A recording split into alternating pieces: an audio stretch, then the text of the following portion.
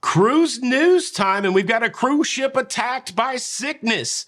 A significant amount of passengers are ill. We also have a story of a couple bumbling criminals. Bumbling criminals that can't even get their story straight when they were busted. And a cruise giant has been forced to change its itineraries. Plus, what do you do with your passport when you go to port when you're on a cruise ship? Do you take it off the ship? Do you leave it on the ship? What's the best practice? Well, we've got a cruise line speaking out about that. Cruise news and my views. Let's talk about it.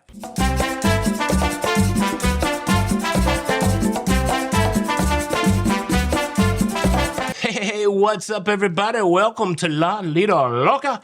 I am your host, Tony, here with the latest cruise news and views. It's for your face. For your face on the last day of January the 31st, 2024. And by my calculations, it's a Wednesday. It's hump day, y'all. Happy hump day. We got some cruise news popping off, and sickness is the first one. I'm struggling with a little sickness. I got through my whole cruise on the Carnival Jubilee feeling great, and then it got me a little bit. I think I can pinpoint what it was. On disembarkation day on the Carnival Jubilee, I was sat in the Punchliner lounge with probably 100 other people waiting to disembark the cruise ship, and there were pockets of people coughing and hacking, and a lot of them weren't even covering their mouths. What's wrong with the people out there?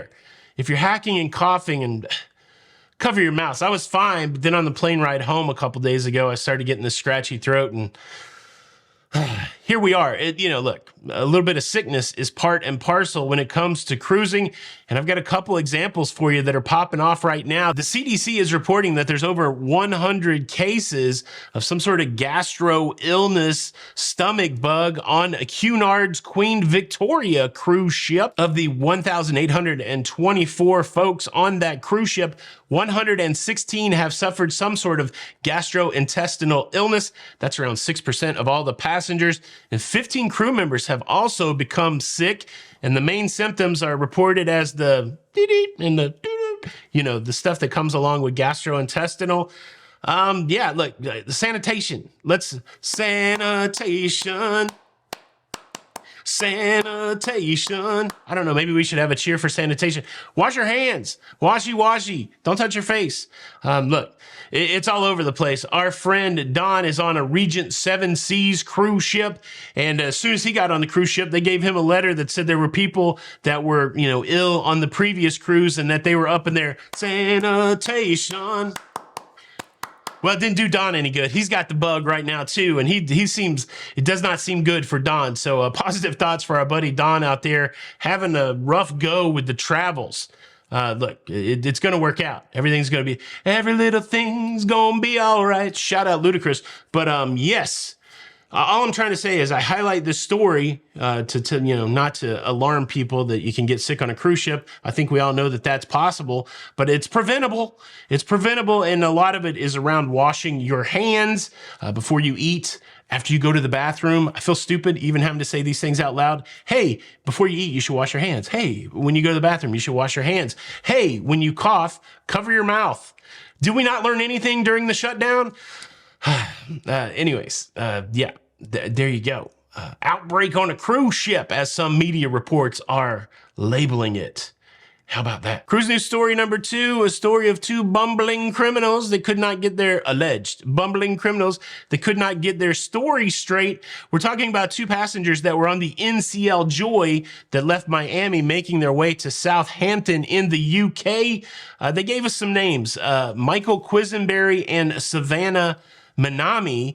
Both of them are facing charges after they were found, with wacky tobacco, with the devil's weed. The devil's weed. That's what I don't know. You know what I'm talking about. Mary Jane, and I'm not talking about Mary Jane of Spider-Man. Mary Jane. It's a wild story. So the security on the cruise line discovered two passengers in the room of Michael Quisenberry and the other Savannah. They were discovered in his cabin, and they told this story about how they just met at a bar on the cruise ship, and that they were just hitting it off. They were just chopping it up. They were just having a good time.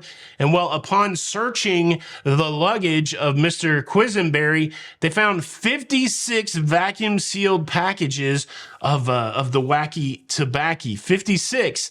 That's a lot. That's a lot of weed. And they questioned Mr. Quisenberry, and he goes, "Look, I got a medical marijuana card. I'm from California. It's all legal.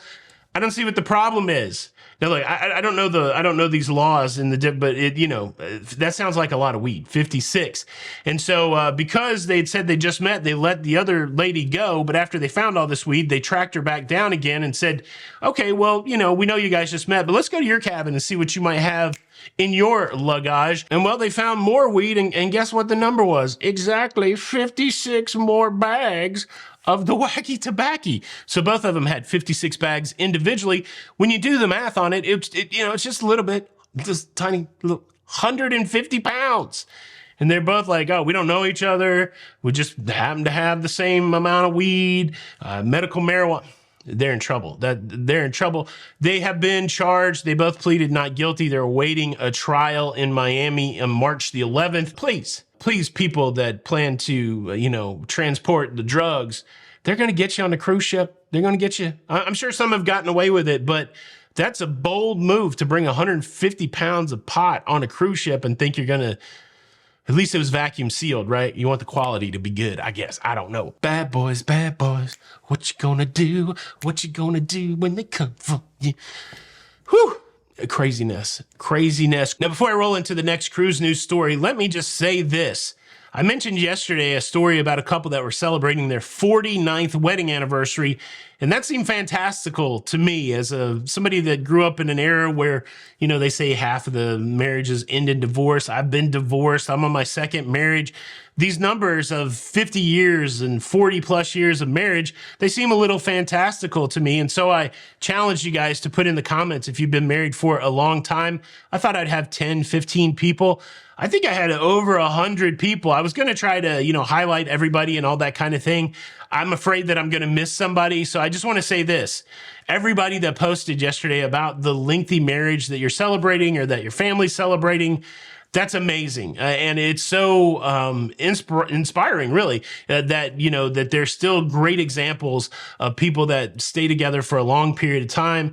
And, anybody that's in a relationship, that's a challenge, that it's, you're not staying married for 50 years unless you're actively pursuing that. And, congratulations. Thank you guys for your example. Thanks for sharing it. Thanks for being an inspiration, and congratulations.